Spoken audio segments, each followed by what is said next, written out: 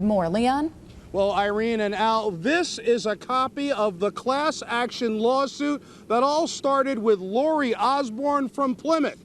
She has 3 cats. She believes one has died from tainted food. She believes her other 2 cats are presently suffering from kidney failure. Today, we spoke with her attorney. Bristol attorney Bruce Newman says he's got a few clients on board, and he expects to hear from more people who want to be part of this class action suit against Menu Foods. Menu Foods is the company alleged to be responsible for the distribution of poisoned cat and dog food that has been linked to pet deaths across the country.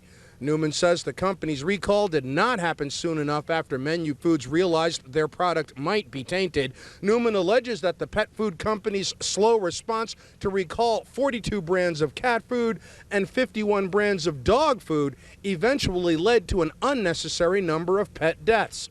The FDA reports that dogs and cats that have ingested the poisoned food have died or shown signs of kidney failure that include loss of appetite, lethargy, and vomiting. Newman says pet owners he's now representing have not only lost loved ones, but have also incurred ongoing veterinary bills to treat animals suffering from poisoning. Why do you feel there's the need to put together a class action suit against this pet food company?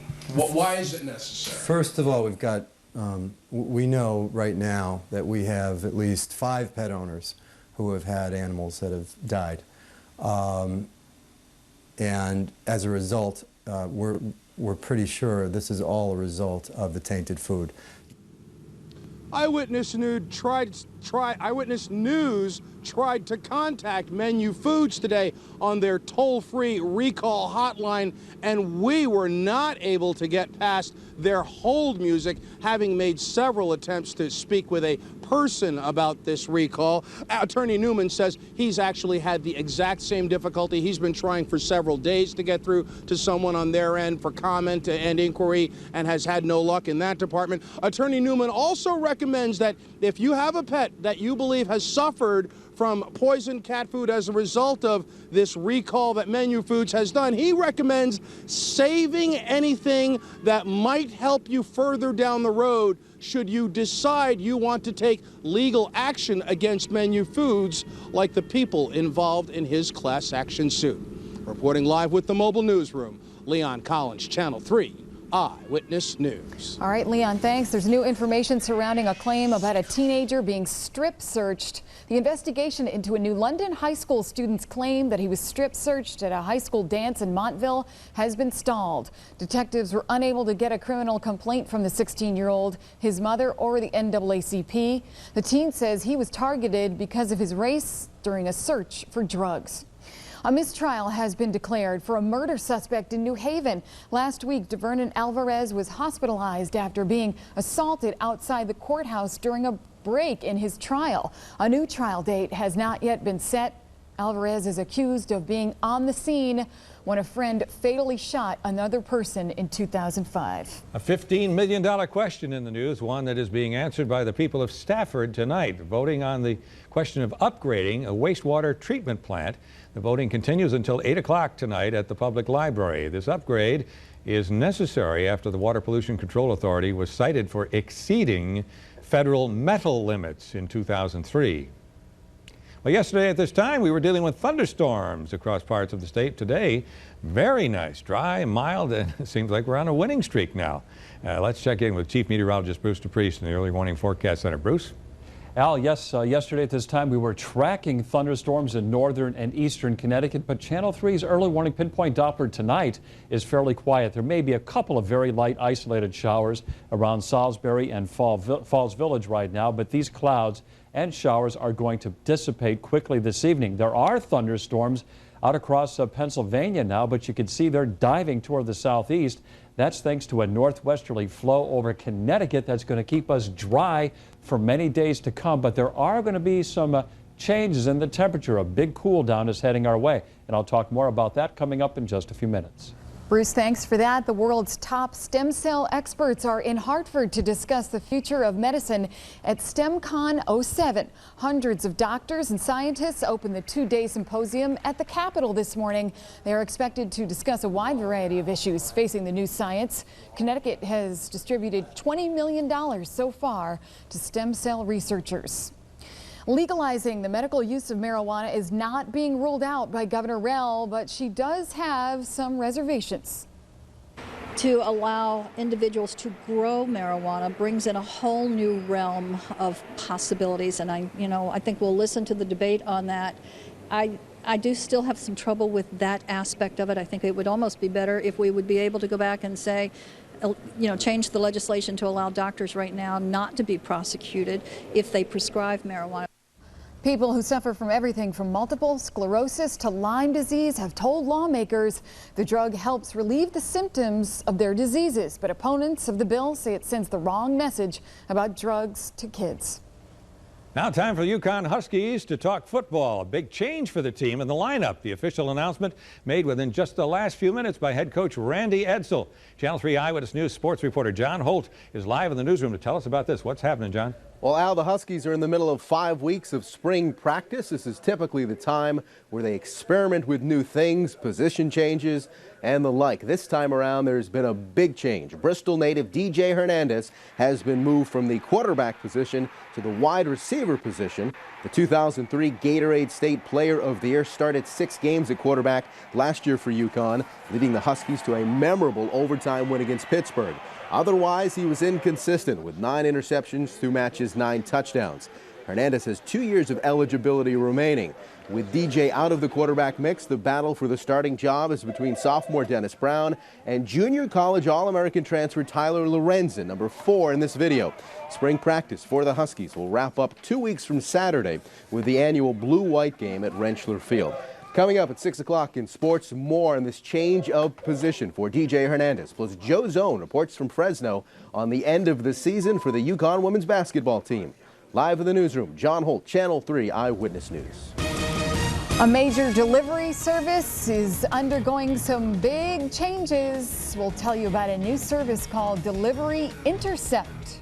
Horror stories being told about crime aboard cruise ships, and they could eventually make vacations safer. Rachel Lutzker pinpoints traffic trouble spots. Area, we have reports of a crash and state police are now en route to. Tells you how to get around them and gives real-time commute conditions. Northbound out by exit 25. Pinpoint traffic every 10 minutes. Tomorrow morning on Channel 3 Eyewitness News. Connecticut is #1 in personal income. The federal government says per capita personal income in Connecticut was close to $50,000 in 2006. That's 37% higher than the national average. At the same time, Connecticut's growth in personal income lagged behind the national rate of 6.3%, the best in 6 years. Well, UPS is offering a new delivery option. It's called UPS Delivery Intercept. The new feature guarantees customers can have a package that's already been shipped, returned, rerouted, or put on hold. That's just as long as it wasn't delivered yet. The service is limited to the U.S. and Puerto Rico, and it costs $10. All right, ladybugs, they may be cute to look at, they may be lucky, but you want to keep them away from vineyards, we're told. These little insects can become a nuisance if they invade vineyards. The bugs produce a foul-smelling liquid that can be accidentally processed along with the grapes, and that will taint the wine. Not a good thing. A growing number of winemakers report their wines do have an abnormal aroma and flavor. They call it ladybug taint. Cruise ships are sailing into troubled waters. American lawmakers want to fight back against lawlessness on the open seas.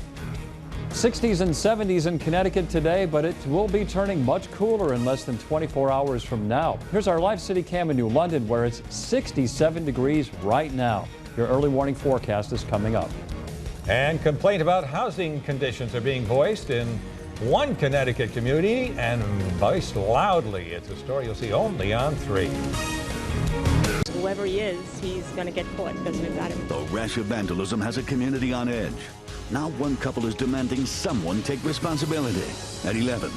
Once-in-a-lifetime dinner with Sidney Poitier. Next, Oprah. Covering news in your town. This is Channel 3 Eyewitness News at 5:30. Eyewitness News is everywhere in Connecticut.